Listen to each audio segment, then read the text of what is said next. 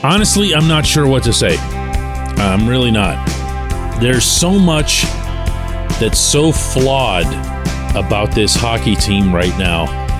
And I still come back to one single facet that drives me the most nuts. Good morning to you. Good Friday morning. I'm Dejan Kovacevic of DK Pittsburgh Sports. This is Daily Shot of Penguins. It comes your way bright and early every weekday if you're into football and or baseball and other such things that allow you to stay sane.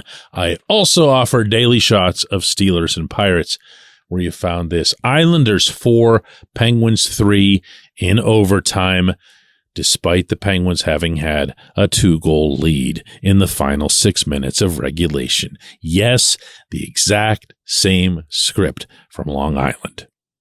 Pretty much the same names across the board. Brock Nelson getting the overtime goal. Brock Nelson, who only has 742 career goals against Pittsburgh. Anders Lee with a couple of goals, including the big tying goal with 1:15 left.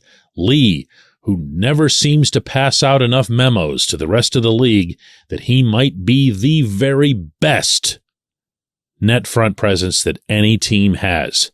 Brian Dumoulin certainly didn't get a copy of that memo in utterly abandoning him on that goal. Again, I can go through pretty much every name on the roster, even the names you still like, and point out something highly specific that that player did to contribute to this loss. But it'll get nowhere. Meaning conceptually. Meaning if I say that so-and-so stinks and should be benched, it doesn't matter. Not just because I'm nobody and that nobody should listen to me, but because he's not going to be benched, so the subject matter becomes moot.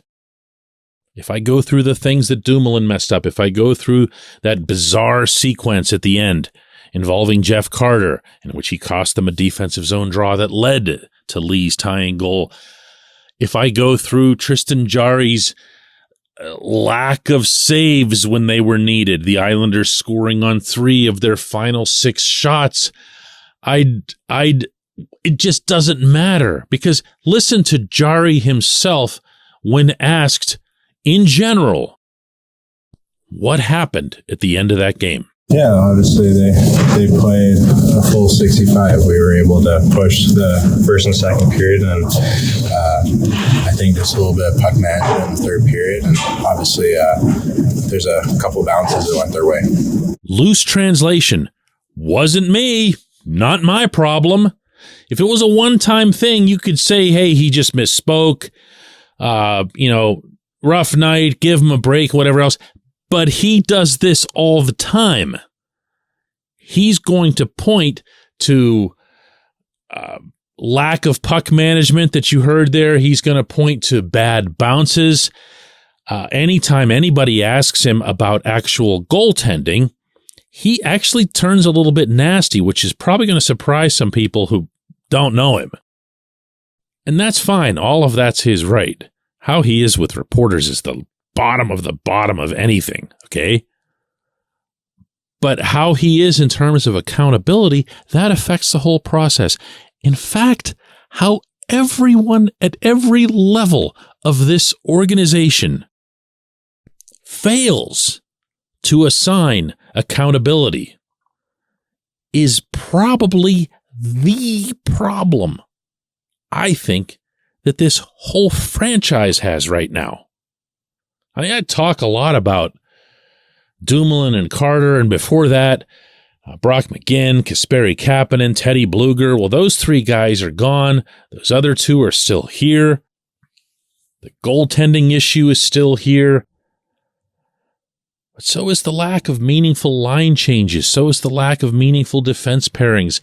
So is the lack of discipline, at least as it relates to a player who's a little bit older. I can guarantee you Drew O'Connor's going to hear about the minor penalty that he took in this game last night. Same way he heard about it the previous time he took one. However, what about everybody else's? They don't hear a syllable. I'm not guessing at this. I know this. What about Carter, who's been in the league for 9 decades, touching that puck off the high stick when he was facing an empty net? And he's got a linesman pretty much chasing him up the ice, yelling, high stick, high stick, high stick. This way, so even if Carter didn't see the arm up, he was aware. He was made aware by this official, from what I heard, that there was a high stick, meaning don't be a dummy and touch the puck. He touches the puck, comes back to the defensive zone, and all that other stuff. There won't be any accountability there, just as there won't be positive accountability. Alex Nylander comes up, AHL All-Star, top goal scorer down there, did everything according to everyone in management, all the way up to Brian Burke, that had been asked of him. He was told, listen, we know that you're a good offensive player. We want you to be able to do this, this, and this, and this so that we can utilize you in Pittsburgh. So he goes and does it in spades. And then he comes up Tuesday for one game, and he shows so well that he blows the analytics out of the water in addition to his assists that he recorded. He gets the highest praise from Sullivan and then later on Burke that we've heard for any call-up. Wow, since I can remember, because everyone hates everybody who gets called up from Wilkes-Barre because there's so little talent down there. They're praising the heck out of this guy, and all I'm saying to myself is, they're sending him back, they're sending him back, they're going to send him back. And they send him back. And you can say what you want about the technical components to it. And I can actually appreciate the value of his going back with some of the details that have been laid out. However, it's the second week of March, and that opponent that you played last night was the most important opponent you had on the remaining schedule to beat for all kinds of reasons, but especially the simplest of all, that being the standings. The Penguins are now in the second and final spot for the wild card in the East, and the Islanders leapfrogged them. That's a pretty big difference there in a 4-point game. And their concern was whether or not they would have X number of additional recalls the rest of the way.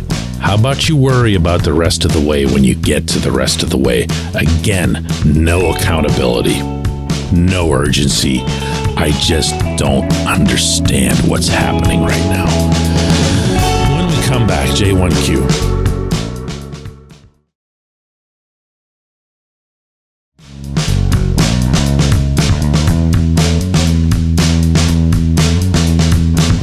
J1Q comes from Tad, who says, DK, good to meet you at the airport Sunday night. When I saw your headline for the Thursday Daily Shot of Penguins, there were so many ways that you could have taken that exposed angle. You know, like Hextall gets exposed again for the Kapanen signing. Hextall gets exposed again because of his disregard for cap space flexibility. Sully gets exposed for his inflexibility in sitting down one of his Sacred Cow veterans. You know, Tad, first of all, it was mutually nice meeting you there. I was super crazy tired, so I hope you don't hold it against me if I was barely coherent. That was on the flight back from Florida where I was doing some baseball.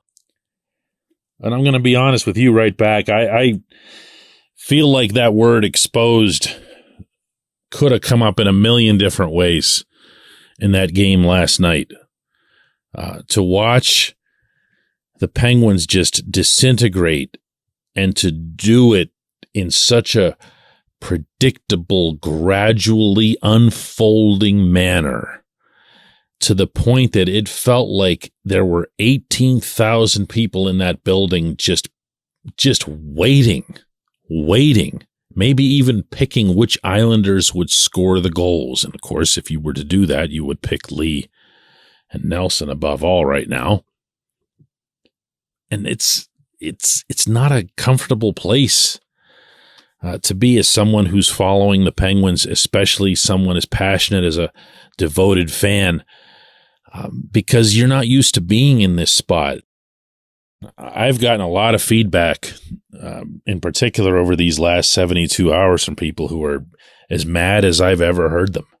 And this kind of gets coupled together with the whole Mikael Nylander acquisition at the trade deadline, which makes so little sense in so many different ways. And it's different. It's different than a playoff failure.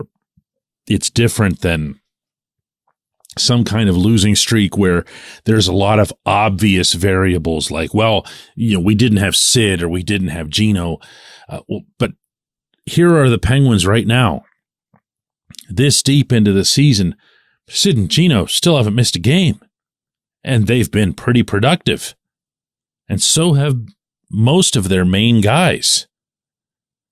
But it's been this supporting cast, and I'll say it again, that lack of accountability that's created this just toxic atmosphere. Not on the inside.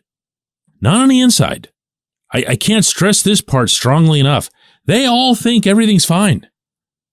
No matter what the circumstance, no matter how sickly the loss, even after last night, they would swear to you everything's fine. And I think that's part of the problem. I really do, because if you think everything's fine, or that everything's about to be fine, or that if you just stick with it, to give you part of one of the answers that Mike Sullivan gave me when I asked why no changes had been made on the power play, then that's more of the same. That's lack of accountability. I appreciate the question. I appreciate everyone listening to Daily Shot of Penguins, and we'll do another one of these Monday.